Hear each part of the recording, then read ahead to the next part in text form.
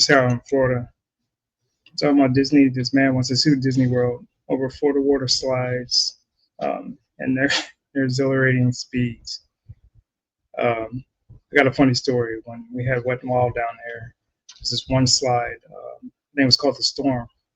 I was with my ex and went down the slide, no problem. Got out of the little pool at the bottom, and she noticed we were walking somewhere else, and she noticed I was like bleeding. I think it was on my arm, and it was just coming down. So we went to first aid, and they have you fill out this form and ask you where you got hurt or whatever.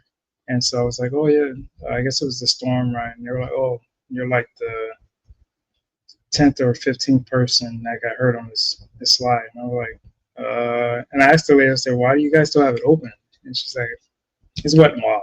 They didn't care back then. That's about 20 something years ago. They didn't care. I wasn't thinking about suing anything. I just wanted a band-aid or whatever. Had to stop the bleeding or whatever. But I didn't get back in that slide. I guess it sounds kind of nasty, bleeding all over the place in the water park. But I guess chlorine kind of washes it out. But Wet and Wild wasn't one of the best places to go for water as a water park. Anyways, I saw this article. They were headed on the news down here. Walt Disney is facing a lawsuit after a man was hurt on high-speed water slide at his Blizzard Beach water park, according to a complaint filed Thursday. So this just happened this past Thursday. Also claimed that the man, Eugene Strickland, had visited a park. Oh, this is back. So they filed it on Thursday. This happened back in July of 2021. I was going to say that's pretty quick. To try to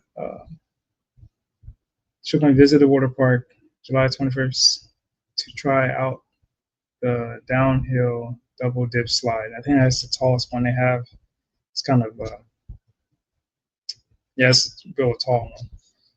According to the lawsuit, Strickland weighed about 334 pounds at the time exceeding the slide's weight limit of 300 pounds. So if you know, I don't understand why you would try to go on something that if you're a certain weight and there's a weight limit on something, why would you try your luck on going something that you probably can hurt yourself or the ride could break or whatever? So that's one. So that's kind of a strike going against them. But however, Strickland got on the ride, became airborne as a result of the ride's exhilarating speed and design, the lawsuit claim. Now I wonder if the weight limit is for that specific reason of it can make you go faster, I guess, being heavy, and for him to go airborne. So I don't right now I don't see him winning this, but who knows? Stranger things have happened. Strickland said he forcibly landed onto the hard plastic surface of the slide, suffering permanent catastrophic injuries. I wonder what those injuries were. He accused Walt Disney World of neglection, failing to maintain safe premises. He argued that Disney had a responsibility to fix the water slide dangerous conditions. But if there was I don't know, I've never been on a ride. If there's something that says you can't ride it over 300 pounds or something, then I think Disney's in the clear. He's asking for a $50,000 in damage, according to the lawsuit. But yeah, I think Disney World, theme parks in general deal with all kinds of lawsuits like this all the time. I just thought to me, the thing is funny. If you're 334 pounds and the ride tells you not to get on it, if you're over 300 pounds, then don't take your chances, dude. But I think it's a money grab. Maybe he saw something. I don't know. It just sounds like a money grab. And then what are his actual injuries? Like, did he mess up his neck, his back, or whatever, or what? But yes, I think this is a total money grab. I think it's stupid. um, but yeah, I just thought of Disney news. So everybody's been talking about the Fantastic Four. I'll touch on this a little bit with the test screening. I think again, um, this is far fetched for somebody to be booing in the test screening. Unprofessional. I think they have professional people going to watch these theaters, but for people, another point I want to make is there's a lot of people out here trying to sway people not to watch some of these movies just because they don't like Disney, just because they don't like Marvel, or even with DC, they don't. If you're a lot of these Snyder people out there, not all of them, but they're upset because I guess his version of DC never came to fruition. But they're putting all these rumors out there about the Superman movie, and I think that's a disservice. If you're a comic book fan or movie fan, you want these movies to do well. The thing we don't like is being um, fed garbage. Nobody wants to pay. I don't know how much the tickets are now, like $16 to $20 to go watch a movie. That's straight garbage or propaganda crap.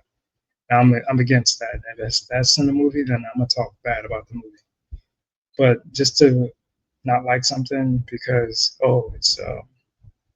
it's Disney or it's Marvel or even though I don't care for this guy, he's a good actor in most of the stuff I've seen, but I don't like his off the screen antics. But don't put out misinformation. Um, let's see, with the news of Marvel skipping Comic Con, I think that's a big issue with them skipping Comic Con. Trades have confirmed a secret screening of Fantastic Four First Steps was recently held at Regal Long Beach, attended by Kevin Feige and director Matt Shamak. Recent reports painted the Marvel reboot as a disaster in the making, with viral claims alleging audience members were vocal and even screamed mid following the movie. But now someone claiming to be the original source of those stories have come forward to clarify what's real and what's being twisted. Nobody screamed mid, that's just fake. It's a screener posted on social media stating that they shared a story on Discord about a guy next to him who calmly called the movie mid, not someone screaming. It at this a screen for some insiders have claimed. It basically talks about his quote. But yeah, people take stuff. It's like playing the phone game. People take things out of context, especially on social media and things now.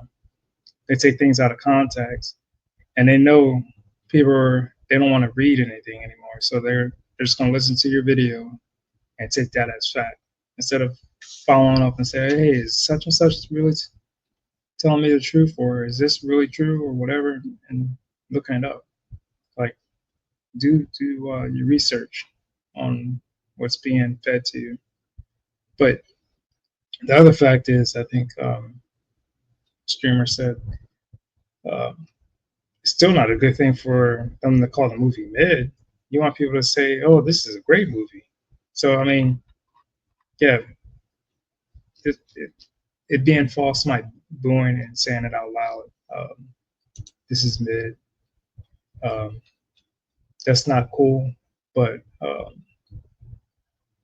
to have somebody say mid period, I wouldn't want that. I'm like, man, I worked hard on this movie. I don't want nobody to just be like, oh well, the movie is mid, man. It's all right. It's all right. It's not. It's not all of that. I don't think. I don't know. I don't know what. Um, I think their argument for that whole thing is mute. Where did I put? Do I have any other? Oh yeah, just some more. Marvel stuff. This and delete that out of there. Bear with me, everybody.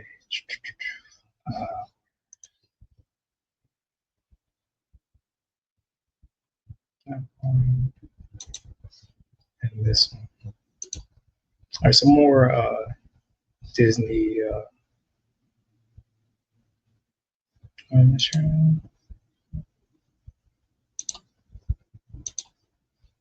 Oh, so I guess they're coming out with. I guess they're shooting. I don't think this is from this past season. I think this is from the new season 2 what they're shooting. But they're poking fun at Daredevil. Daredevil's disaster continues. White Tiger suit leaks, and it looks awful. Mess that Daredevil board game continues. A new set photo for season 2. So yeah, this is season 2. That service revealing a rough-looking take on White Tiger suit worn by Angela, and it's already getting roasted online. Jeez. Why even? I guess they got to go with it there. I guess they got to finish it up. Fans are calling it cheap, amateur, downright embarrassing, and that might be Karen Page in a red mask off to the side, which isn't really helping matters. I don't see that. It's a good they look to be a part of Daredevil's army, set up in the final episode in the first season. This is Kevin Feige's answer to the Kingpin. So this is what everybody's making fun of. I guess this is White Tiger. The girl in the Karen Page, I guess that's her in the red mask. I don't know who these other people are, but yeah, they're roasting. And then here's the picture of Kingpin. I don't know. If you've ever been to Universal, or you even watched the old Spider-Man cartoons, and Kingpin always was like, he never seemed weak, man. He was trying to crush people. I just don't like what they're doing. Why? If this is what they're going to be doing for season 2, this is horrible, man. I think they had hopes from people. Anyways, but yeah, this looks horrible. This looks bad, and him crying and looking weak. Ugh. I didn't make it through all of this season. I guess I'll have to try on a day where I'm just nothing to do, and maybe I have it as background noise and I'm working on a project or on my motorcycle. But let's finish this article. Markable creative reset looks like a total joke. It is a total joke. And they said this show they were bringing back everybody and they were going to make it like that Netflix, and it's a total joke. It's hard to believe that this is what Marvel is rolling out after a complete season 1 overhaul, new showrunners, I suppose, creative reset, and this is the result. Fans were promised a darker, more grounded Daredevil. Instead, we're getting cosplay, full costumes, and a team that looks like a ragtag flash mob than the street level heroes. CW, say what you want to say about the Arrow and Flash. I mean, again, it was quirky and had you can tell how much they put into the shows. But I have to say that those shows were better than this Born Again, Daredevil Born Again. It's just I don't get it, man. I don't get it. And if this is Feige's idea of counter to Kingpin's growing influence, Daredevil's army made up of teens in hoodies, is no wonder the show couldn't crack the Nelson charts. And MCU first. This doesn't feel like Born Again. It feels like death of the character, just as Feige has done with a lot of Marvel characters post Endgame. Yep. Can say it any better. The original White Tiger was killed off in the first season. They replaced the original with the MCU. How's it been working out? It's garbage, man. They had these two shows were they were uh, viewers. I mean, viewers were watching these shows. They wanted more of this. We were upset when Netflix when they got rid of, or Netflix stopped because Disney bought Marvel. But we loved it, man. They should just kept these shows on Netflix, and Disney probably could have made some money on the side and let Netflix do what they were doing. Daredevil's Army, all girl power, no grit. Feige is also bringing back Kristen Ritter as Jessica Jones, apparently part of Daredevil's Army. In season 2, while Jones is as tough as they come, where's the testosterone? It's is this the boys versus the girls? Uh, they're going to say season 1 featured Charlie Cox as a masculine. Yep, Matt Murdock, who was barely in the suit. Yeah, it's stupid. It was more of the same with Vincent. I don't know how to say his last name. Kingpin, who continued to cry all the time. Yeah, nobody wants to see a dude crying all the time. Yeah, most guys don't want to cry in front of their wives or their girls, man. And if you do, we brush it off and get back to it. It was cool to see Jonathan Rethros back as the Punisher, but he was only given a few moments. Let's hope Bethel does much more with his upcoming Punisher special. Well, rumors don't offer much hope with the villain said to be a handicapped female. What the hell? I hope this is not true. I hope this is not true. Why the hell would he be fighting a female handicapped female ball? Why do we have to? These are guy shows. I'm not going to take Barbie and then try to make it centered around masculine males. Why are you doing it with these shows, man? You have an audience who's begging for these shows to be done right, and you're floundering. You're killing your audience. You're trying to bring in these one percenters. They don't even care about this crap. They don't give two what's about this, and you're doing this, man. This is terrible, man. I don't get it. I don't get it. I don't get it. I don't get it. Keep saying it. Yeah, right. It's straight gay. Yeah, they don't like us, man. They don't like fans. They don't want fans anymore. They want I don't know what the hell they want. I think they're just trying to kill all these just I don't know, it just sounds like they're doing it on purpose. It sounds like they're really doing this on purpose. And then to go on to more MCU, um, yeah, MCU. Here's I guess there's good news about they're talking about Star Wars and Marvel. I didn't read this article. I just saw the headline and I was like, I'll read it on the stream. Disney Plus did equals Marvel Star Wars broke, confirms Tony Gilroy. Oh, this is the guy that was talking about. He's the creator of Andor. Tony Gilroy drops a bomb while reflecting on his time working at Disney on Andor. The creator reveals the Star Wars series costs a whopping. This is crazy though, right here. $650 million for 2 seasons. Yet by season 2, Disney told him streaming is dead and there's no money. So they said if they're saying streaming is dead, are they killing all their shows that they're trying to stream? Well, no, they can't be because they're making Daredevil and Punisher, or where they were just telling him, hey, for one, they gave you $650 million for 2 seasons, so you shouldn't be asking for more. I know you're trying to do a season 3, but that was ridiculous in the first place. I don't understand why it costs these shows this amount of money to make.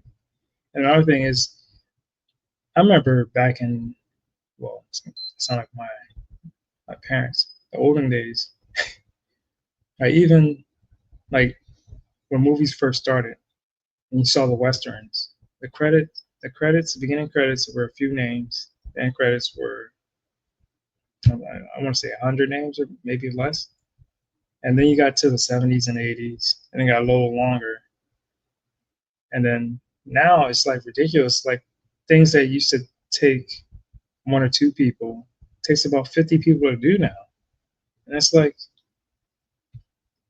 I don't I don't know anything about special effects or anything, but I do know that some of these people probably aren't worth having on your crew if you can have one person do the job of 10 people and lighten it that way. I think people are hiring people. This is just my opinion because you see it in the workforce. Any jobs you have, people are, you're doing. You got people, too many people doing the job of maybe a few people could do. And I think companies are wasting movies, especially movies. They're wasting money on a lot of people that don't need to be even a part of the project. Um, maybe either it's DEI or because you know a person and they're trying to build somebody up. I think it's ridiculous, and you're losing money. Um, Somebody needs to take control of these production studios and just man up or woman up and say, hey, we're losing money. We're about making money. Let's get down to business and do things right. Despite the massive budget, Gilmore says the shows were made without interference. The reality behind the scenes shows just how broke Disney Plus really is, which we know also includes Marvel. So he's coming out um, talking about Disney uh, being broke, and you can tell from shows like making this and making this, and there's a whole list. I probably can go through the past when did Endgame come out? 2019. There's a lot of stuff they just wasted money on. This show or this movie. Was this Marvel, Captain Marvel, the show? I like the girl. I think she's decent, but crazy. It says 4 billion streaming loss for Disney. 4 billion. Get more comments line up with recent reports about Disney slashing budgets across the board. Uh, Disney CEO Bob Iger has also confirmed streaming lost the company 4 billion. Iger also said Disney would be pulling back on both Star Wars and Marvel. Duh. What happened with Star Wars on Disney Plus? The nail in the coffin of Star Wars on Disney Plus was the Acolyte. Yep, it's never been made, and I think there's still people out there crying that they want this show made. Yeah, straight trash, man. Um, but they said that it reportedly cost north of 200 million to make that crap. You tell me it cost 200 million to make that, and you see people with freaking cords when they're doing their stunts and everything. You couldn't fix that, which didn't support the low number of fans that tuned in. That call was quickly canceled. However, its effects was felt with Skeleton Crew, which didn't make the Nelson charts at first for Star Wars show on Disney Plus as a result of the failure of the Acolyte. The report service that Disney would only be releasing one Star Wars show per year. Disney Plus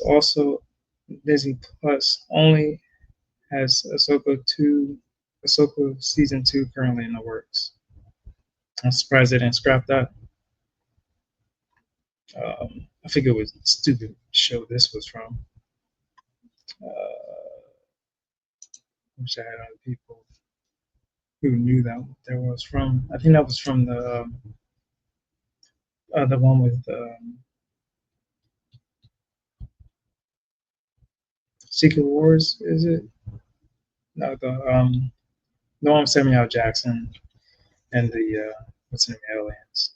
Anyways, what's happening with Marvel on Disney Plus. The same story for Marvel on Disney Plus. Kevin Feige post-Endgame agenda has been a complete failure, following wasting billions of dollars on shows nobody's watching like Marvel's She-Hulk or Secret Invasion. Secret Invasion fans turned out didn't tune in for Daredevil Born Again, which is the first MCU show on Disney Plus not to make the Nelson charts.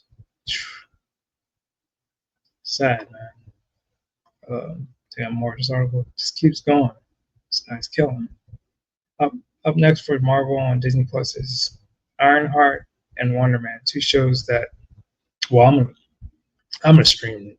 I'm gonna do reviews on Ironheart, which I call Iron Fart because I think that's gonna be a fart in a win. Um, so these shows look like but big bust. While Daredevil Born Again said to be retooled, they didn't go far enough. Season 2 is looking like more like the same. It's horrible, man. Oh, they destroyed Marvel. They shouldn't. Marvel shouldn't. Star Wars shouldn't. Lucas should have never sold Star Wars, and they should have never sold Marvel to Disney. Marvel's collapse may hint at Ahsoka's future. Per Gilroy's comments, as part of Iger's pullback, the budget has been slashed, which is evident from Marvel shows that failed, such as Echo, Agatha, and Daredevil. I forgot about Echo. Gilroy had a lot of pull thanks to who he is and the fact he saved Rogue One. Yeah, I like Rogue One. Yeah, it was decent compared to all this other Star Wars crap out there. I mean, yeah, it's not looking good for Disney. Um, anyways, where was I? How the cuts impact Ahsoka season 2 remains to be seen. If it's anything like how they have affected Marvel, Ahsoka could be in trouble. It also been rumored that season 2 will be its last, and Ahsoka will be canceled. I don't see anything wrong with that. Anyways, that's the end of this article, but I'm going to say this one. But this is Disney. I don't know what Disney's doing, man. Maybe they just need to sell Marvel and Star Wars and to stick to shows like Lilo and Stitch.